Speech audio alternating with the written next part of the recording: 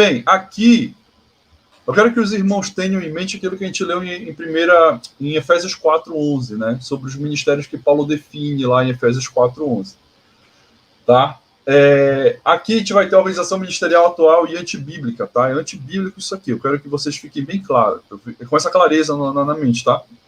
Que isso que eu vou apresentar agora aqui é antibíblico e que está inserido hoje no contexto das igrejas evangélicas, tá? Coloquei de algumas aqui, mas ainda fui bem suave, né? Acho que é da maioria mesmo das igrejas. Hoje em dia, há uma escada ministerial a qual quem entra para o ministério precisa subir, né? Porém, esta escada hierárquica é totalmente antibíblica, certo? Então, nós temos aqui aquele camarada que nem todos os ministérios têm isso, tá? Mas eu já participei de igreja que tinha um auxiliar de culto. Eu próprio já fui auxiliar de culto, tá? Depois do auxiliar de culto, eu subi de cargo, fui para o diaconato. Eu cheguei até o diaconato, tá? Na outra cidade que eu morava, eu cheguei até o diaconato, mas depois eu tive que vir embora para Belém. E, enfim, aí não continuei essa escadinha aí. Só quero frisar para os irmãos o seguinte, que antes que os irmãos me achem hipócrita, né, que da forma como eu estou ensinando hoje e da vivência que eu tive, tá? Quero deixar claro para os irmãos o seguinte, eu não tinha naquela época a compreensão que eu tenho hoje, tá? Que fique bem claro isso para os irmãos. Antes que alguém me critique aí, dizendo, olha, o irmão está ensinando diferente, mas ele vive esse contexto aí que ele está criticando. Não, eu não vivo mais esse contexto que eu estou criticando, tá? Porque quando eu estava vivendo esse contexto aqui, da forma antibíblica ministerial, eu não tinha a compreensão que eu tenho hoje, tá? Então, que fique bem claro. Então, quando o Senhor me deu a compreensão que eu tenho hoje, eu praticamente abandonei esse critério aqui, tá? Eu abandonei, obviamente.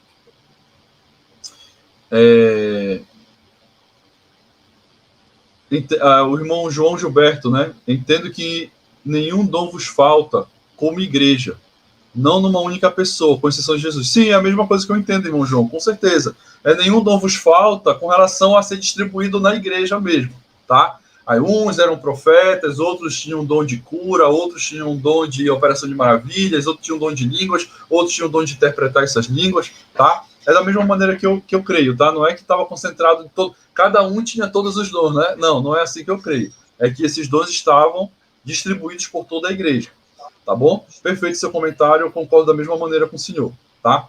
Enfim, então voltando aqui. Então, tenho algumas congregações têm um auxiliar de culto, que esse auxiliar de culto ele não existe na Bíblia, mas eu não vou dizer que ele é um pecado ou que é uma heresia, tá? Porque na hora do culto é bom ter uma pessoa que ajude.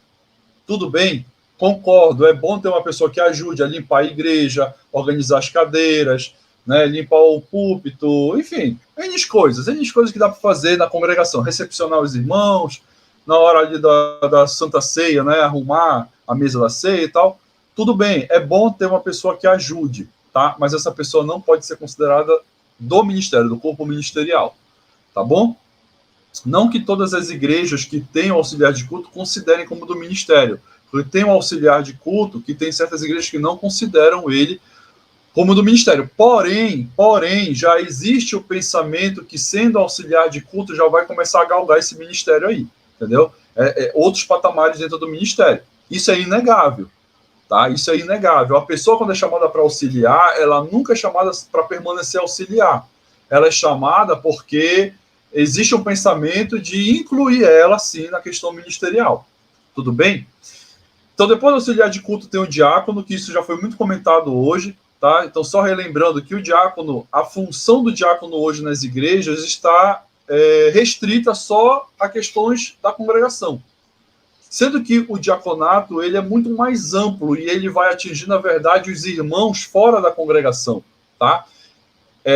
Enfim, aí como falou o pastor Jean ainda agora, vai ter que, vai ter que priorizar os fiéis da fé, tá? Vai ter que priorizar aqueles que realmente são fiéis, tá? Na santidade, no amor, no trato, são exemplo, mas que estão passando por dificuldade. Aí entra o trabalho do diácono ou dos diáconos, se houver mais de um na congregação, para ajudar este irmão ou esta família crente em Cristo, fiéis a Deus, tá?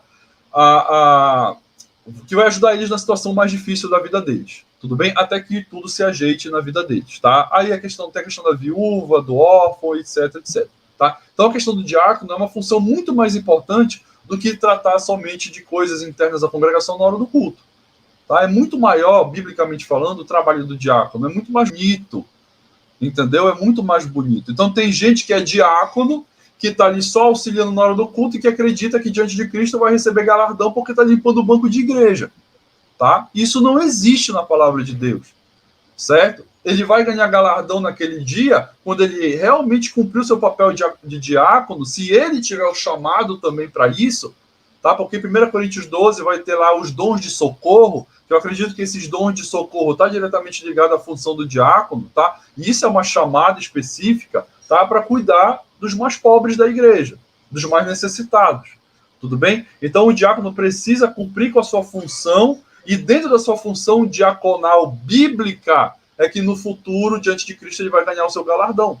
Mas não porque ele limpou o microfone, porque ele ajeitou um copo que estava fora do lugar, porque ele limpou a igreja, porque ele limpou o banco. Não, gente. Existe uma problemática muito grande nas igrejas evangélicas, queridos, que é o seguinte, que é incluir coisas na obra de Deus, chamando isso de obra de Deus. Por exemplo, vou dar um exemplo aqui, que vocês vão entender para a gente passar para os outros aí, que eu sei que tem que terminar a live, tá? Por exemplo, as igrejas evangélicas, no caso das pentecostais, elas têm a questão de separar ali o círculo de oração, os jovens, né, grupo de homens, às vezes quando tem grupo de homens que canta e tudo, e muitas vezes as pessoas vão para o ensaio dizer, eu vou fazer a obra de Deus, né? Ou quando vai só cantar na congregação, aí vai dizer, eu vou fazer a obra de Deus. A gente tem que entender que tem certas coisas que não são consideradas como obra de Deus, porque essas coisas, entenda, não estão definidas na Bíblia como obra de Deus. Entendeu? A obra de Deus ela é feita conforme os ministérios e dons que a pessoa recebeu de Deus, e ela vai operar agora na igreja, pela igreja, com a igreja, através desses ministérios e dons, e isso sim é obra de Deus, que a Bíblia define como obra. Mas eu vou para a congregação só para tocar um violão, tocar uma guitarra, ou cantar num grupo e achar que eu estou fazendo a obra de Deus? Não, a Bíblia não define isso como obra de Deus. André, pode falar, irmão. Então não existe... André, então não existe ministério de levita? Não. Não. Se tiver o ministério levítico, eles vão ter que reconstruir templo, eles vão ter que construir a Arca da Aliança, fazer sacrifício de animais, celebrar as festas de novo. Aí tá aí o ministério levítico de novo. Aí sim, é ministério levítico. Entendeu? Mas só porque o cara canta na igreja, ele vai ser levita. O levita que eu conheço é aquele cara que sai do chão, né? E flutua, né? Esse é o levita que eu conheço. Brincadeira da parte, o que tá? Tem Ministério levítico não existe, cara. O que tem nessa área musical na igreja é o exercício do dom natural que Deus também coloca, né? Os dons naturais, talento, né, que a pessoa pessoa tem, na né? música, né? É você exercer ali um louvor ao Senhor com o dom natural que Ele te deu, de cantar, de tocar, de fazer alguma coisa.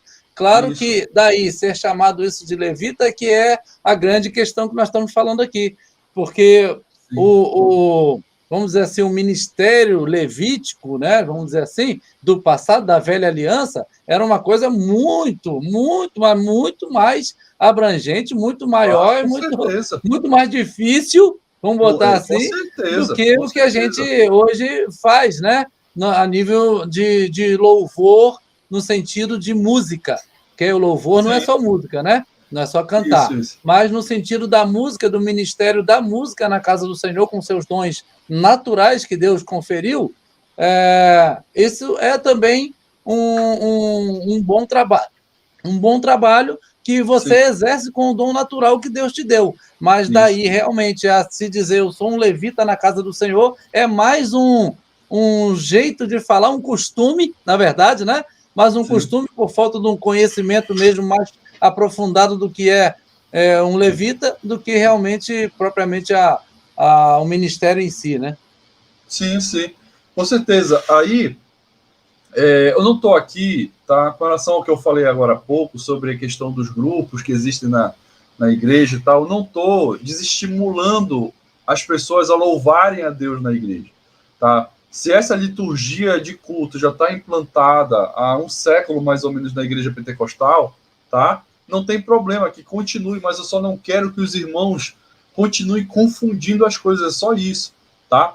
Se tem grupo do ciclo de oração que louva, o grupo dos jovens que louvam, no grupo dos homens que louva, se tem lá o grupo de louvor, né, e tudo, que continue dessa maneira, não precisa destruir essa estrutura, não precisa, porque é uma liturgia de culto, biblicamente falando, não contraria a palavra de Deus isso daí, não fere nem um pouco a palavra. Eu só quero que as pessoas compreendam que as pessoas não vão ganhar galardão por louvar na igreja. Essa é a questão. Que o louvor seja congregacional, que seja um momento ali de você encontrar maior comunhão com Deus através do louvor, né? Que seja um louvor de coração, que não seja só um louvor porque foi ensaiado e fique bonito, mas que seja espiritual realmente o louvor, né? E que ali você aumente sua intimidade com Deus. Esse é o ponto, tá?